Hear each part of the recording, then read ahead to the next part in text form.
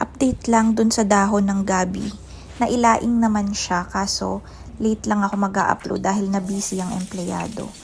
Ito na ang paggisa ng bawang, sibuyas at luya.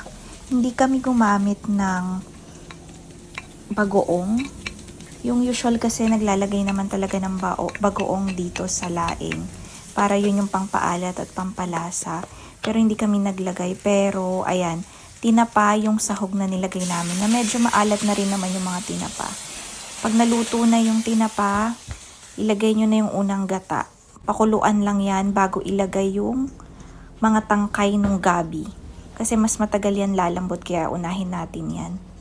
Kapag malambot naman na yan, pwede na nating ilagay ang dahon ng gabi.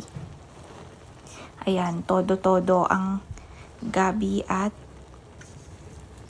ang dahon at ang tangkay. Shout out nga pala kay Lola Heidi na laging nagbibigay sa amin ng dahon ng gabi. So ayan, yan na yung unang gata. Pakuluan lang natin ng isa pang beses at timplahan. Ready na yan, okay na yan. Kanin na lang ang kulang. Ayan. So, nag-decide ako ng i-partner ko dyan sa laing ay siomay. Hindi naman nagreklamo yung laing. Pero masarap din. Masarap siya na walang bagoong.